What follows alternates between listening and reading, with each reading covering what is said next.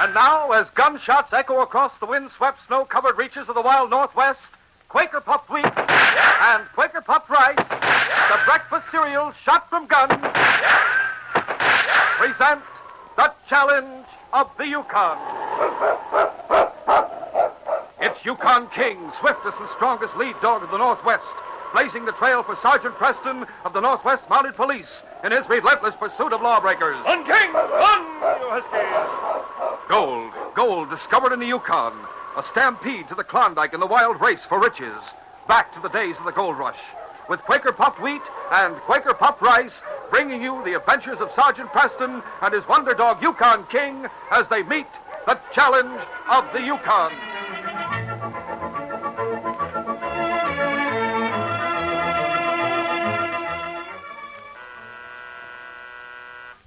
Fellas and girls, just suppose the doorbell were to ring one of these days. You answer it, and someone says, "Look, here's a bicycle, the world's finest bike, a Schwinn Deluxe Autocycle. It's fully equipped. It's worth more than $79, and it's yours, all yours."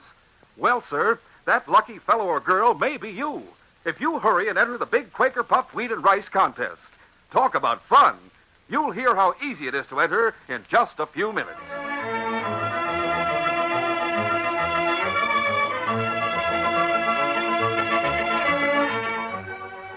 Paul Dupree and his wife had migrated to the Yukon during the gold rush with great enthusiasm and high hopes for the future. The young couple had cashed in everything they owned in the States, and when they arrived at the settlement of Whitehorse, Paul, hoping to get quick rich, had put all but a small part of their $1,000 in a mining venture known as the Good Hope Mining Company. The Good Hope mine had petered out, and the other two men who were part of the company gave Paul their worthless shares and left the Yukon. Paul, disheartened but not entirely discouraged, built a small cabin and staked a claim outside of Whitehorse. He worked his claim energetically, but without much success. Until one day, he entered the cabin in a state of excitement. Oh, Marie! Marie, at last it has happened! Paul, what is it? What has happened? See, gold nuggets. I have found gold at last. Oh, mon chéri, I am so happy. Oh, it is not much yet. But who knows? Perhaps at last we are having the luck. Oh, you have worked so hard, Paul, and you have said so much of the disappointment. It is good to see you happy again. I will go into Whitehorse and get some supplies. Also, I will bring some wine, that we may celebrate here in our old little cabin. Voila! Oh, soon perhaps you shall be wearing silks and satins, ma chérie. Oh, Paul, that I do not need to be happy with you. Allez, oui. Get the food and the wine. Oui. And when you return, I shall be dressed in my best gingham for the celebration. No? Go now. Go quickly. Oui. It will not take me long, Marie. Later, at the trading post, several men stood or sat around the bulging hot stove, talking and laughing, as the happy young Frenchman made his purchases at the counter. The great dog King and his master, Sergeant Preston, waited patiently beside Paul. Anything else, Paul? Oh, mais oui. It is that I almost forget, Monsieur Carré. I would have a bottle of the best wine. Wine, is it? Sure, it must be a special occasion that you'll be buying wine, says I. Oh, oui. I'll give you the best in the place, Paul. Is it a special occasion, Paul? Oh, Sergeant Preston. Oh, forgive me for not noticing you and King. I'm what you say, most excited today. Oh, you will forgive your friend Paul, huh, King? You always were a favorite with King. Tell me, why so excited? See, these I have taken from my claim this morning. Well, gold nuggets. That's fine, Paul. Well, bless my soul, Paul. Looks like you might have struck it rich at last. Look here, men. Paul Dupree found gold. Them's gold nuggets, all right. Kind of small, but maybe there's more. Good for you, Paul. Oh, I'm not so sure there is more, but I am hoping, my friends. I have the feeling, though, that I will find more at my claim. Hope you do, Paul. So far, you've taken your losses very well. The wine, that is for Marie and me to celebrate tonight. It is the first gold I have found in the Yukon. This time we shall celebrate alone, Sergeant. But next time, you and King must come to celebrate with us, no? Of course. We'll be delighted, won't we, King? Now I must go, Miss Amy. Someday when I've struck it rich, then we will all celebrate. And you, my friends. And you, King. Bye, Paul. A few minutes after Paul Dupree left the trading post, one of the men who had been there entered the cafe, approached a corner table where a friend of his sat alone. Louis, my friend, where have you been? I've been looking for you. Hiya, Carl. I've been over at the trading post. So? Paul Dupree, that young Frenchman, was just in there buying a lot of stuff. Kay's taking a big chance letting Dupree buy so much on credit. Dupree paid for what he got. Huh? With some gold nuggets that he took from his claim. You're joking. I'm not joking at all. He said he wasn't sure there was any more in the claim. But I think he was just being cautious. Why do you tell me this, Louis? You got something on your mind, huh? Yeah, I have, Carl. So go on, I'm interested. It's beginning to snow real hard outside. Dupree has about 3 miles to go, and he's on foot. Now, if we take our dog sled, we could easily catch up to him before he reaches his cabin. And what is the purpose in catching up to him, my friend? My idea is to get him to sign over his claim to us. Now, it might take a little time. Then we could do away with him. Where will we keep him until we can force We could him take him to that old cabin that's about a mile beyond the deserted Good Hope mine shaft and keep him there. Then when we got the paper, we do away with him and move in on the claim. No. You're not too bright, Louis. If we came up with such a paper, the law would question us about having it, especially if Dupree has disappeared. I thought about that. We could have him dated today. We'd say we met him after he left the trading post, made a deal for the claim, and paid him for it. Then they'd think he'd been held up and killed somewhere for the money we paid him. Anyway, we may never have to use that paper, Carl. It's worth a chance. Yeah, perhaps you're right. All right. Come on, we'll get the dog sled and go after Dupree. A short time later, Paul Dupree was trudging along in the heavily falling snow toward his cabin when he heard a dog sled coming along behind him. He stopped and waited. Hello there. Oh, this is a bad time to be starting on a trip, my friend. Yeah, that's right. But we don't expect to be going very far, Dupree. Oh, so? Oh, you know my name, I see, huh? I heard someone in town mention it, that's all. We're wasting time, Louis. Here. Are they gone? Why do you... You're coming along with us, Dupree. We have a matter to discuss with you. No. You heard what he said. You're coming with us. But I must get home, monsieur. These packages, I have the food and wine for the We'll dinner. take care of those packages. Just put them on the sled there. So, you would rob me of the little Put the bit stuff on the sled. Come on. But of course, monsieur.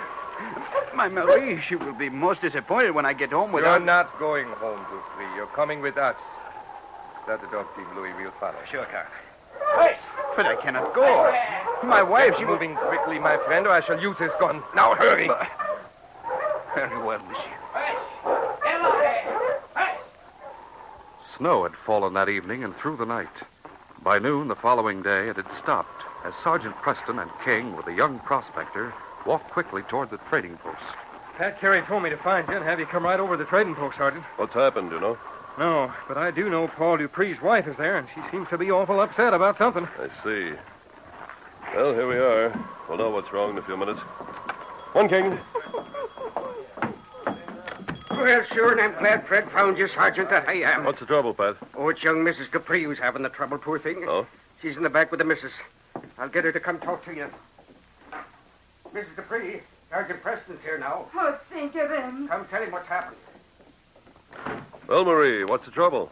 Oh, Sergeant Preston, it is my Paul.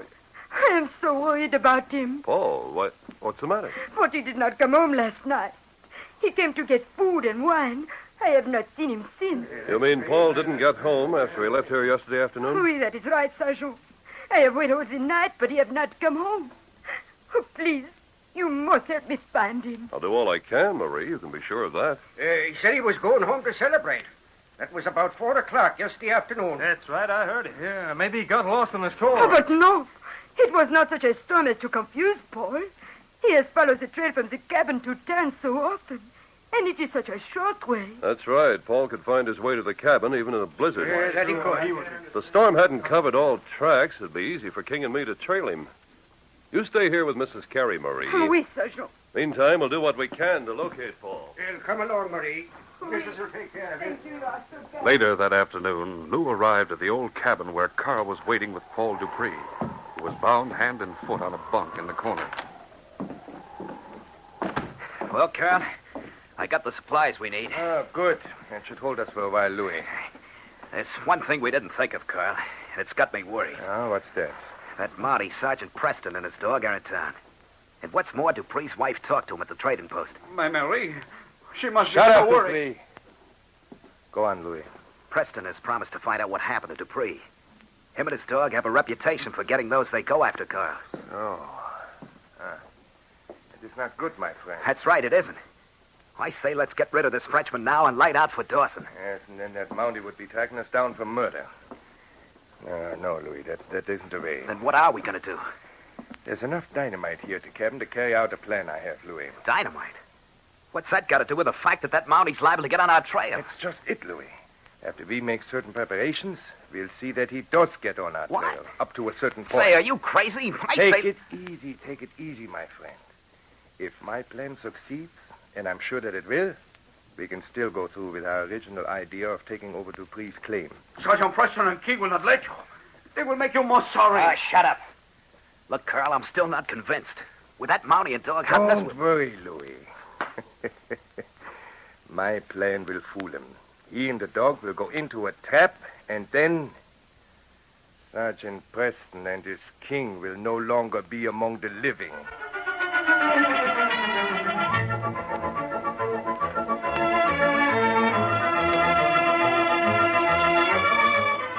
We'll continue our story in just a moment. You must hurry.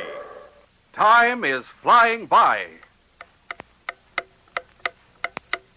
No foolin'. Our big, easy Quaker puffed wheat and rice contest will soon be over. Don't miss out. Enter now. Listen, you've a chance to win a brand new, fully equipped Schwinn Deluxe Autocycle, the world's finest bike. 101 of these dream bikes are being offered. Each is worth more than $79. Just imagine. Every bike comes fully equipped with these sensational features. Stuart Warner Golden Meteor speedometer to tell you how fast you're going. Bike Pilot compass to tell you which direction you're going. Hand-operated expander brakes, front and rear, for safe, fast stopping. Exclusive Schwinn spring fork to absorb rough road shocks. Slipstream built-in electric fender light, plus kickstand, chain guard, streamlined battery container tank, and electric horn. Man, oh man, these 101 bikes have everything, even white wall balloon tires. Models for boy contest winners have a sparkling maroon paint job with ivory trim. Girl winners get special, fully equipped, beautiful, smart-looking blue model. What's more, grand prize winner also receives a Zenith Z-Net radio for his or her bike. Now listen carefully. Here's all you do to enter this easy contest. Just finish this sentence in 15 additional words or less. My favorite college pennant on the Quaker puffed wheat or rice package is... Now that's the start of the sentence. All you do is finish it. It couldn't be easier. Just pick up a package of Quaker puffed wheat or rice. Look at the back of the package. On the back, you'll find a series of colorful flags. Pick out the one you like best and tell us why you like it. No fancy writing necessary. Here are examples to help you. My favorite college pennant on the Quaker puffed wheat or rice package is Notre Dame. I like it because Notre Dame has swell football teams. Or, I like the Pennsylvania flag because its colors, red and blue, are my favorite colors. That's all there is to it. Could anything be easier? Just a few simple words of your own may win you the world's finest bike. A Schwinn Deluxe Autocycle with a retail value of over $79. Jot down your entry on a piece of paper. Include your name and address, printed plainly. Mail with one box top from any package of Quaker puffed wheat or rice. Send right away today to Bike Contest, Box 600, Minneapolis, Minnesota. Send no money, just one box top from Quaker puffed wheat or rice with each entry. Mail to Bike Contest, Box 600, Minneapolis, Minnesota.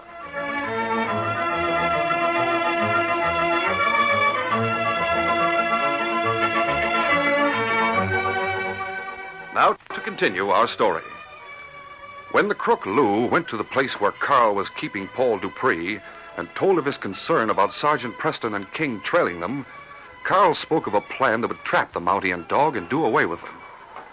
Making sure that Dupree was well bound, the two men took the dynamite and fuse and were about to set out from the cabin. Now, as soon as we get things set, Louis, we'll go into town. But that's risky, Carl. Yeah, perhaps, but it's the only way to carry out the plan we have. I don't like being so close to that Mountie and his dog. You'll be even closer when we get to town. I want you to go and find him. Go find him? That's right. You will tell him what I instruct you to tell him. I'll wait at the hotel for you. Now, wait a minute. I didn't count on having to talk to him. It's for our own good, Louis. And he won't suspect a man who comes to give him information that will help him find Dupree. Well, maybe, but... Nah, don't worry. I'll tell you exactly what to say. You follow my directions, and before another day goes by, the Mountie and dog won't worry us anymore. Now let's go. Mush!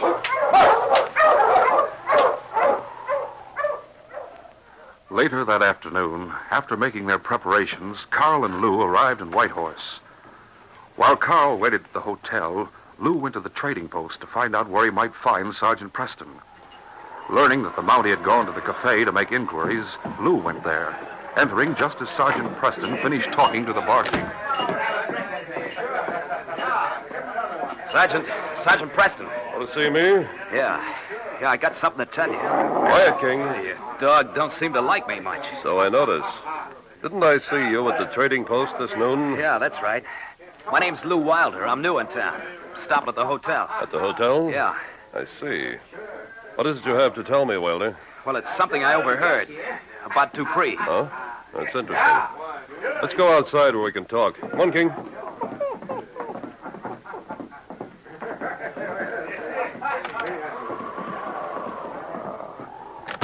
Quiet, King. All right, Wilder, what is it? Well, late last night I was in the cafe. Two men were sitting at a table, sort of talking low. What'd they look like? I didn't take a very good look. They were sort of tough looking. I see. Go on. Well, I heard them mention someone named Paul Dupree. And they said something about a deserted shaft of the Good Hope mine. I remember one of them saying, "We don't have to worry. Nobody ever thinks of going there." The whole thing didn't mean anything to me till this noon, when that woman come into the trading post talking about her husband, Paul Dupree, being missing. Why didn't you tell this to me then? That was 4 hours ago. Well, I didn't get to thinking about it till later. Then when it come to me that what I'd heard, I came looking here to tell you. Well, thanks anyway, Wilder. Come on, King. We'll get my snowshoes, and we'll go on out to the Good Hope mine. I'll let you know, Wilder, if your information amounts to anything. Come along, fella. After Sergeant Preston left, Lou hurried to the room at the hotel that he and Carl occupied. Well, Carl, he fell for it. Good. You see, Louis? A Mountie is only human, and he can be fooled like anybody else. He went to his cabin to get his snowshoes. And then he's going out there. Good. We can see him go by from the window. We'll let him and his dog get a good distance ahead. Then we'll follow. Yeah. That trail out past the shaft's been fairly well traveled today, so we won't notice the tracks coming in. I thought of that, too. It'll take him a little while to search the runways inside the mine. So, we'll have a chance to get there before they come out. Hey, look, I see him coming down the street now. Let him go. We'll follow later.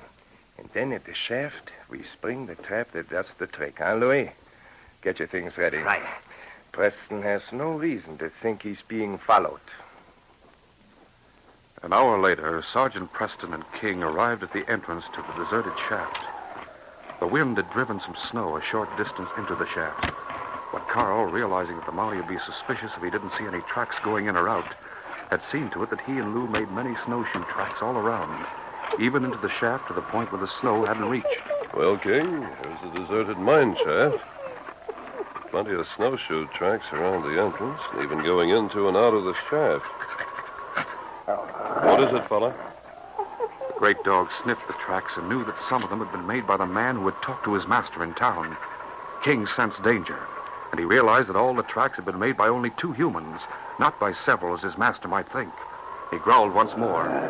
Then, looking at Sergeant Preston, he barked. I know you're trying to tell me something, King. Wish I could understand, fella. Come on, we'll go inside and investigate. With King at his side, the Mountie walked slowly into the shaft until he came to where the drifted snow no longer covered the floor. Then he stopped, gazing intently at the ground. Quiet, fella. If anyone is inside, no use warning them. Better strike a match. Yeah, that's interesting. Easy, fella. I think I'm beginning to understand what you were trying to tell me out there, King. What's more, I think we're going to find Paul Dupree if we play our cards right. Well, fella, guess you and I'd better do a bit of planning before we make our next move. A short time later, Carl and Lou approached the entrance to the mine shaft cautiously. I don't see him, Carl. He must have gone inside.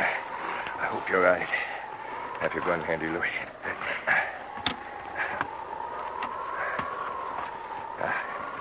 Here we are. Look there. They did go in. I'm sure of it. All snowshoe tracks look alike to me. How can you tell? We didn't have dogs or a sled with us, Louis. But see there. Single dog tracks into the shaft. And they don't come out. Hey, that's right. They must be in there. Of course they are. Now I'll step inside and light the fuse to the dynamite we put up on the showing beam inside the entrance. Be ready to run, Louis. You sure that fuse is long enough? Sure. We'll have plenty of time to get away.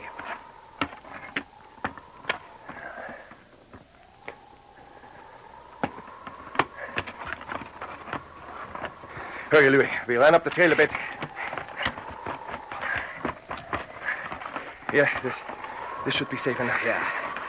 Now we can watch what happens. Yeah, it should happen any second now. After it does, that mountain... Look!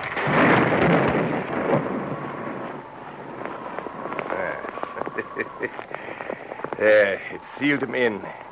And there's no other way to get out. I made sure of that. Now we'll go back to the cabin where we left Dupree and get things settled with him. Come on, Louis. A short time later, the two men arrived at the cabin up the trail. It's good to get these snowshoes off. Yeah. I'd rather travel with a dog sled. There.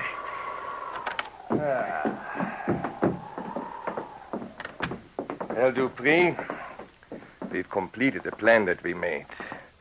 The Mountie and his dog are done for. You killed Sergeant Preston and King? No, I do not believe you. Sort of gives you a shock, eh? Guess you didn't think we were smart enough to do it. We've given them a suitable grave. They're buried alive in the deserted mines. Sacre bleu. In the mine of Good Hope? In my mine? Yes. And now it's time for us to settle our affair with you. I will never sign that paper you want. Never. We've decided to forget the paper. You know too much anyhow. Yeah, Carl. Let's get it over and get back to town. Now shoot him, then we throw him into the ravine behind the cabin. But you cannot. I am tied up. I have done you no wrong. Please, monsieur, think of my wife. Oh, now is the time for you to think of her, Dupree. Your parting thought. A nice sentiment, huh, Louis? Sure. Use your gun and stop talking so Yeah, much. that's good advice. Now, it's time to say goodbye to Paul Dupree. Hey, somebody shot through the window. I'll get my gun. As the door burst open, King, like a streak of lightning, hurtled across the room at the man he had disliked from the first. With a mighty leap, he grabbed Lou Wilder's gun arm at the wrist. Hey, take him off. Get him away. He'll kill me. Down, King. Down, fella. Don't let him get at me. Oh, my arm! Sergeant Preston and King! It isn't possible. I don't understand. You went into the mine shaft. We know it. The dog tracks. They showed you went in, but didn't come out. Sergeant, he said they had buried you alive in the deserted shaft, and they were about to shoot me. I know. I saw him through the window. I'll untie you, Paul. But the explosion, it must have caught you inside. There's no other way out. Even I do not comprehend, Sergeant. How did you escape? King took an instant dislike to Wilder when we first met him. And King's actions at the shaft entrance convinced me he recognized Wilder's scent. Meaning, of course, that Wilder must have been there before he came to me with a fake story. There you are, Paul. Oh, thank you, Sergeant. You went in and didn't come out. Those dog tracks. We went part way inside to the place where the snow ended and the silt began. I looked for tracks in the silt, but there were none, showing that no one was in that mine. But they say that King's tracks led in, but not out, Sergeant. Very simple, Paul. No. When I got to the shaft entrance, there were plenty of snowshoe tracks all around, but no dog tracks. I knew they wouldn't be able to pick out mine, but they would see King's going into the shaft. I know, they did. I carried King out. And noting that several people had traveled up and down the trail, leaving many tracks, I took King a short distance up the trail, and we hid behind a snowbank. After they set off the explosion, we followed them here. Oh, I knew they could not outsmart you, Sergeant. It was really King whom they couldn't outsmart. They wanted my claim. They thought I was not telling the truth about there being so little gold there. I see. Pick up the guns, Paul. Oui, monsieur. What's them, King? My arm. What about my arm? I'll bandage it for you. We'll take a shortcut back to town. You'll see a doctor before I put you both in jail for attempted murder. Later, at the trading post, a group had gathered around Preston, King, and Paul to hear all the details. Oh, it is like a miracle that Sergeant Preston and King escaped and were found to save you, Paul. Sure, and them two have a way of doing things that make them seem like miracles, that they have. I even offered to give those men our claim to let me go. But I refused to sign it over until they would bring me back safely. And they would not do it. They were sure the claim is worth a great deal. But there is very little gold in it. But that does not matter, mon chéri. Now that you are safe. What's the excitement? What have you got there? Gold, and there's lots more where this came from. Where'd you get that? I came past the Good Hope mine. There was some kind of explosion or landslide or something. It closed up the entrance. I know. Well, off to one side, part of the rock had been uncovered. And there's a streak, a vein of gold running through it. Holy smoke, they sunk the shaft in the wrong place. Paul owns that mine now. Great day, Paul. You're a rich mine owner. Oh, Paul. Well, Paul, looks like those killers did you a good turn without meaning to. I'm very happy for you and Marie. Oh, if they had succeeded in shutting you up inside the mine, mon ami, the gold would have meant nothing to me. Thanks, Paul. I appreciate your feeling. Now we shall have that big celebration for everyone, Sergeant. Oh, oui, Paul. You and King will be the guests of honor. You and I owe a great deal to King. If it hadn't been for him, I might have gone into that mine without suspecting Wilder. And then they would have killed me. Oh, such an intelligent dog I have never heard of before. Hey, look at King, would you now? Sitting there listening and looking at you with a twinkle in his eyes, Sergeant. Well, perhaps he's trying to tell me he's as happy as I am that this case is closed. Hey, King?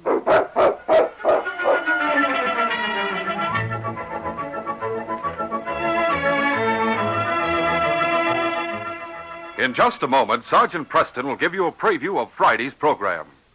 Say, have you seen those swell, colorful flags or pennants on the back of the packages of Quaker puffed wheat and rice? Well, get a package. Look at them. They may help you to win a bike in our big Quaker puffed wheat and rice contest. An easy contest that offers 101 fully equipped Schwinn Deluxe Autocycles worth more than $79. Enter the contest today. Just finish this sentence in 15 words or less.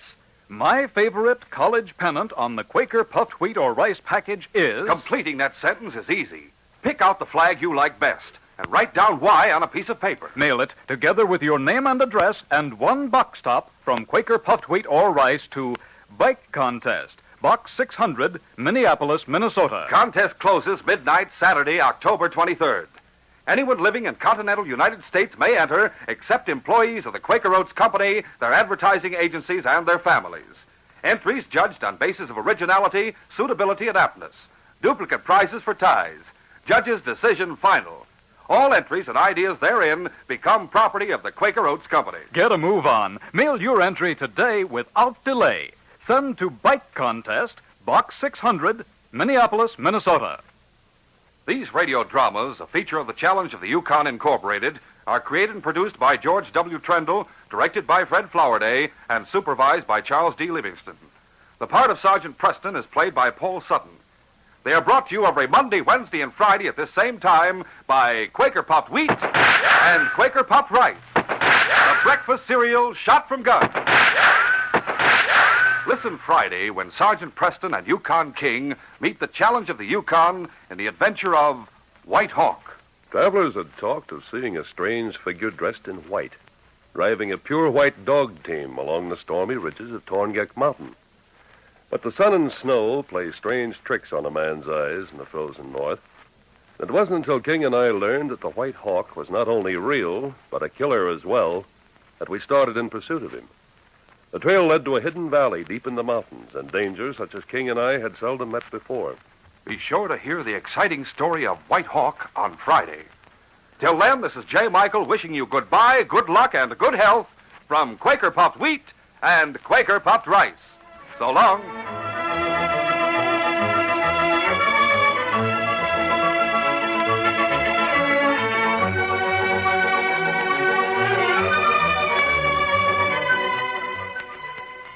This is ABC, the American Broadcasting Company.